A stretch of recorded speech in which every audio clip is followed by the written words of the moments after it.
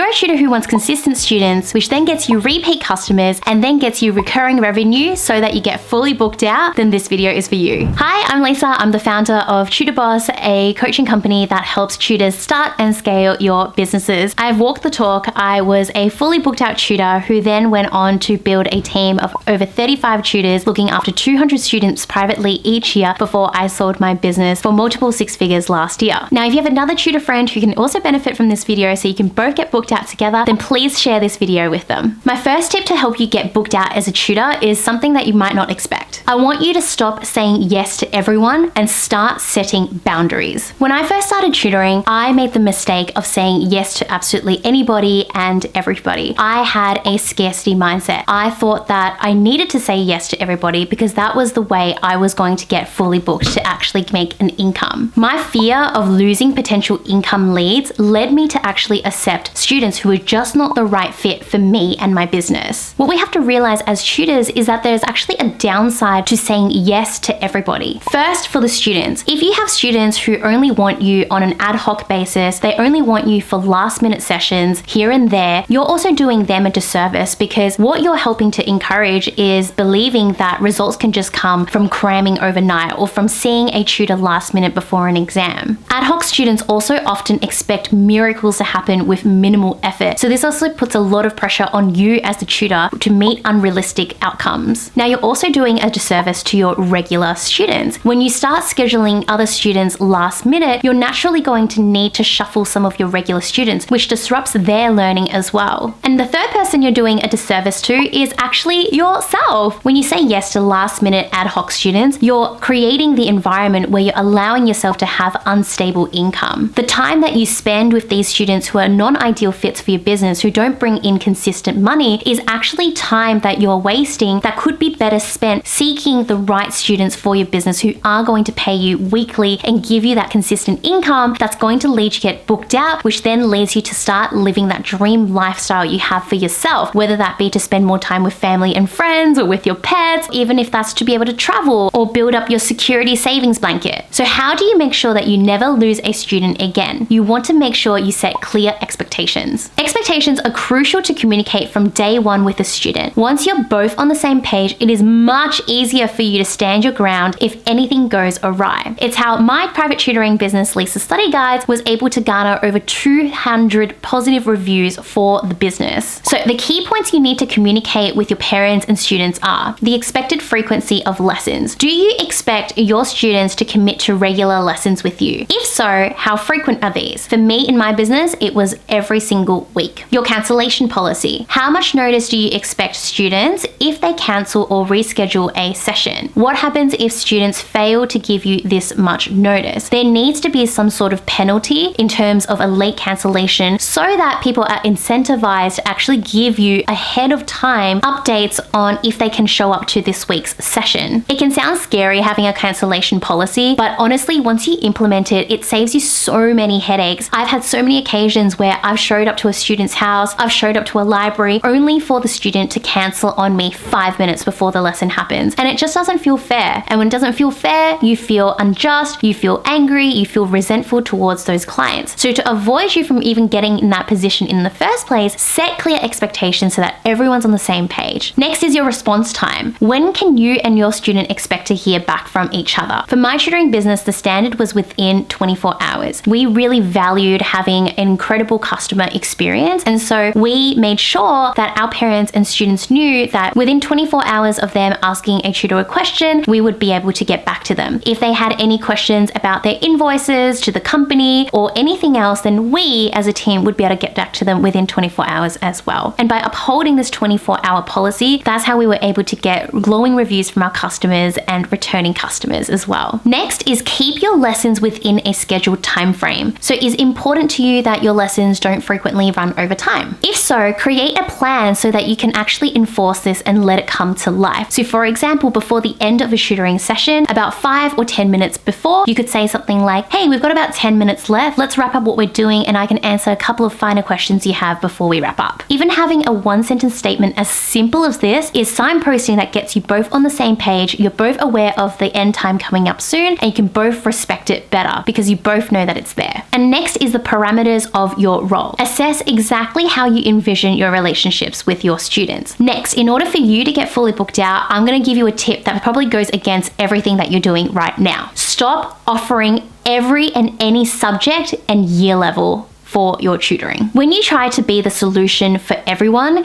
you are actually the solution for nobody because you don't stand for anything. So instead, I would love for you to niche down. I want you to focus on the one subject that really brings you joy, that brings you to life when you're actually explaining the concepts. I want you to focus on what grades you actually really enjoy working with. You should be able to articulate your unique value proposition. What's your niche, including the subject and year level, and what's your teaching methodology? So for me, when I was tutoring, I would introduce myself as, "Hi, I'm Lisa. I specialize in English and literature subjects for year 11s and year 12s. I'm an enthusiastic and bubbly person, and I love to merge the learnings from English with real life examples so that you feel like you're not studying at all. Compare this to this example. Hey, I'm Lisa. I tutor in all subjects. I can help you with English, maths, and science, and I can also help you with economics and fashion. I help students from year levels from kindergarten all the way through to university." When you hear this, you might be thinking to yourself, damn, does this girl really know what she's doing across all subjects and across all year levels? How much experience does she have when she's split across all these different grades and subjects? Maybe I'll go with the other person before who seemed like a specialist in that field. Now, the tip you're gonna love to hear is that even though you're niching down, it doesn't mean that people won't be asking you if you can do other subjects. So often when I had students coming my way who are looking for English tutoring, they would then ask me, "Hey, do you do maths and chemistry as well? Because I'm looking for tutors in that." And then I would say, "Yeah, I can help you out with that." So in my early days of tutoring, I would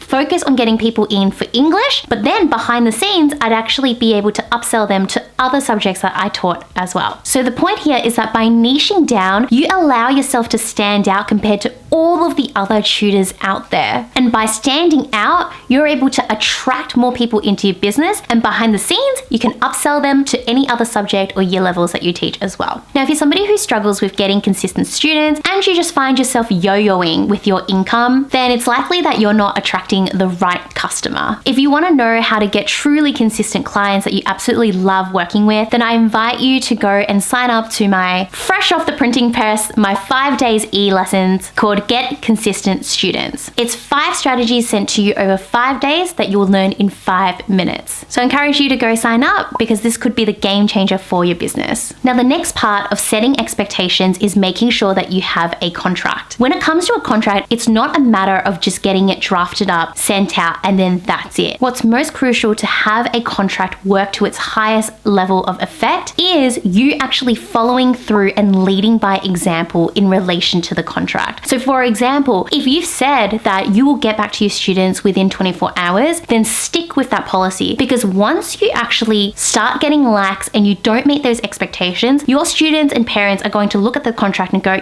"Yeah, well, we signed it, but the tutor doesn't do this anyway, so we probably don't need to follow the behavior that's outlined in the contract because the tutor doesn't even do it." Now, this may actually be quite uncomfortable for you to lead by example. If you have a 24-hour cancellation policy and a student cancels 10 minutes before a lesson, then it's up to you to make sure that you actually abide by that contract rather than letting it slip. Of course, you can always make exceptions. Sometimes people truly need to cancel for genuine reasons, but if it's a repeat offender, then that's when you can point to the contract and say, "Hey, we signed this at the very start of tutoring. I have to let you know that unfortunately, because you have cancelled within the 24 hours, I will be charging you for this lesson. I hope you can understand." I know that sticking to your expectations can feel really uncomfortable, but by you leading by example, your parents, students, and clients will follow as well. Next, I want to debunk a strategy many tutors use to try to get fully booked, but it does much worse for them. Free trials. Let's talk about free trials. When it comes to doing free trials, you need to be very strategic with them. First, you want to make sure that you actually vet anybody who comes into your funnel before you offer them that free trial. You don't want to get the people who are time wasters, the people who never intended to sign up with you, but those who only just want to jump in, get a free lesson, and then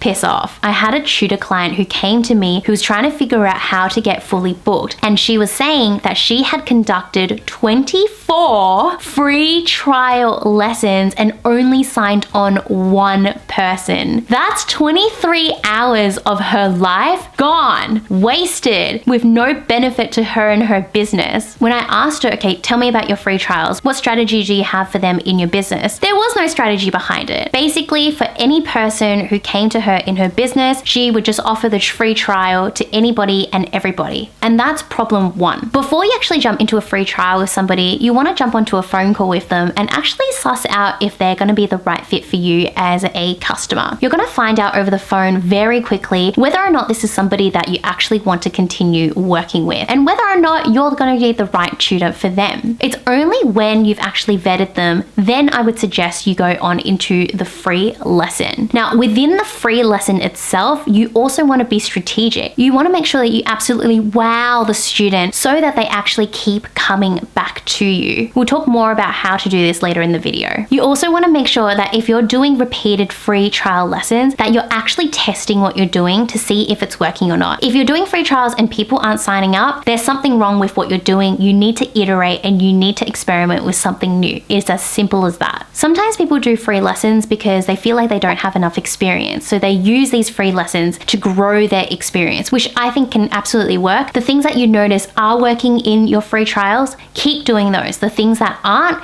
ditch them, and continually ask for feedback during the session. Don't just ask for feedback at the end of the hour. Actually ask them 15 minutes in, 30 minutes in, 45 minutes in. Constantly have that feedback loop so that you can test and assess as you're actually moving throughout that session. Next, for you to get fully booked out as a tutor, you need to be confident in your abilities as a tutor. Confidence sells. Not having confidence doesn't sell. See what I mean?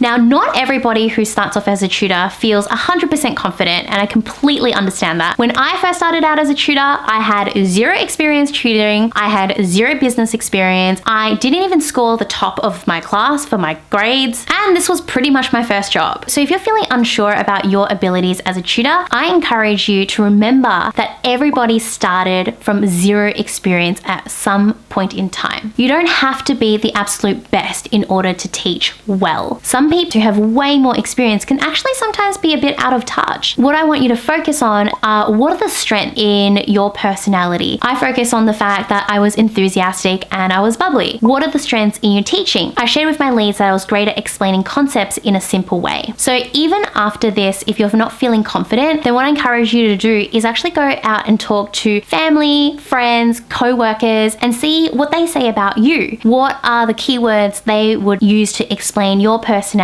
and the way that you teach? And if they haven't seen you teach, just give them a short teaching session, maybe 5 minutes long, and then they can give you feedback. So we've talked about expectations and how you can stand out as a tutor confidently. And as a reminder, if you want to find out how I was able to go from 0 students to getting fully booked out and making over $2 million in my private tutoring business, then I encourage you to go and sign up to the Get Consistent Clients. In that series, I cover everything I talk about in this video plus more. Now let's talk about the first lesson with your student. A key turning point to help you get fully booked out is to make sure that you conduct a crazy amazing first lesson with your student. A first lesson is essentially a first impression. You kind of get that one shot, and if you don't do it well, then the students won't come back. But if you do it well, then the students will keep coming back to you. The highest drop-off point for tutoring customers is after that first session. But if you can hook them in, the likelihood of them coming back to you consistently is going to be much higher. So what do you do in that first session? My biggest tip is to make sure that you spend time actually getting to know your student. Tutoring is a human-to-human relationship. It's a service-based business. They're coming to tutoring because of you, because of who you are. They're not necessarily just coming to you for the maths or for the chemistry. What makes you different and why they've bought from you is because of something about you that has pulled them to you. It may be the way you teach. teach. It may be your personality. It may be anything else. In order for you to showcase that, you want to make sure that you actually dedicate time inside the lesson just getting to know your new student on a person-to-person level. So my favorite ways to do this were to actually talk to my student and ask them what their goals were in their studies, why they actually had these goals, and what were their hobbies outside of study, because it's interesting actually getting to know them as a human being, because once you actually get to understand them, let's say they really love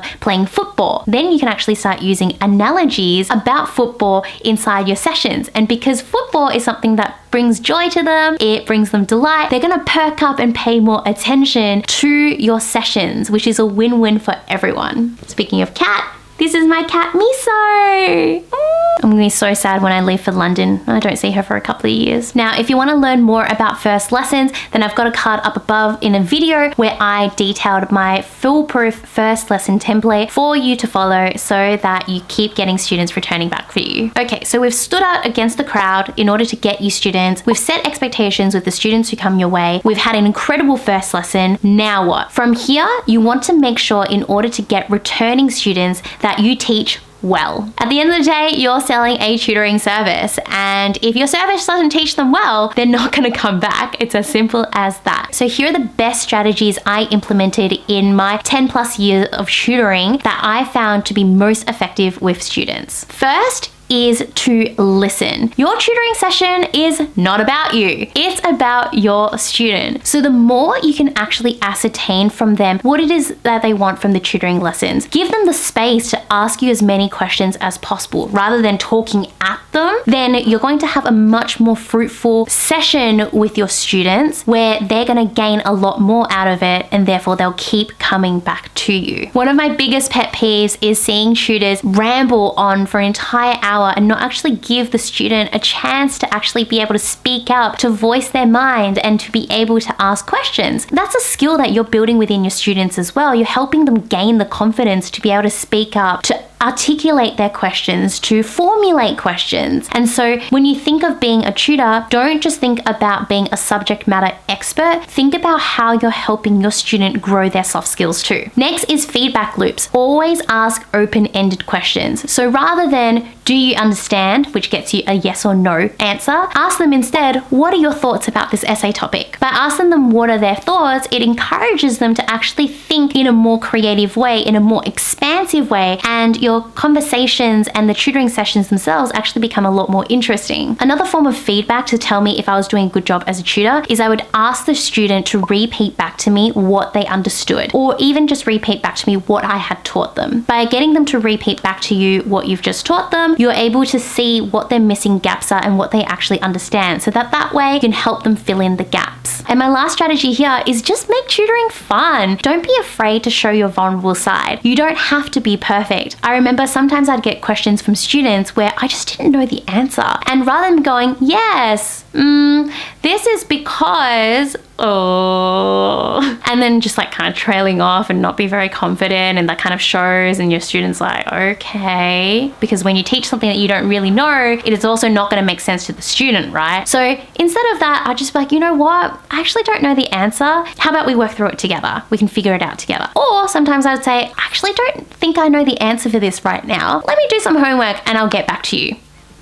So good. The student's going to appreciate that because they're going to see that you're actually putting in the effort to actually think about what they've just asked you later on and get back to them. I think when you also let your guardrails down and you don't take yourself so seriously, it also encourages the student to be more of themselves around you as well. And when you've got two people who can vibe with each other, who get along well, you're going to have amazing tutoring sessions that are going to be so fulfilling for you, not only in a tutoring sense, but also just actually being able to see your student grow as a person as well. And so another way for you to get fully booked out as a tutor is asking yourself, how do I want to conduct myself? You're somebody who is running a business now, and for you to run a consistent, sustainable business, you need to make sure that you put in the work that makes that happen. So are you somebody who always shows up on time? Are you somebody who reschedules and cancels all the time? Do you prepare for the session, or do you forget to prepare for the session ahead of time? All of these behaviors will will influence how you actually conduct your business and will therefore influence how your students see you as the tutor. There needs to be a gold standard in terms of your professionalism in order for you to maintain consistent students who are happy to pay you week after week. And so with these key rules in this video, I was able to get myself fully booked out alongside so many of my clients to get fully booked out as well. Now, if you loved this video, I would in turn love for you to write down in the comment section, what was that one key lesson you took away from this video? Telling me the feedback also helps me in the future be able to create better videos for you. And if you're feeling a little bit lazy, you don't want to think about it, I'd love for you to comment the word consistent just so that I know that you've watched all the way to the end of this video and that you do appreciate the video I created today. Now, if you found this video helpful, I recommend you check out my video Fears All Tutoring Business Owners Have, because no doubt some of the things that I might have mentioned in this video probably brought up some things for you where you think, you know what? That is something that I'm worried about. And so having worked with over 100 tutor business owner clients now, I know what so many of you are thinking and feeling. And so I've compiled a lot of these fears into this one video to help you hopefully overcome that fear and start feeling really confident in your business and no longer keep yourself stuck where you are. So I hope you click through to that video and I'll see you over there.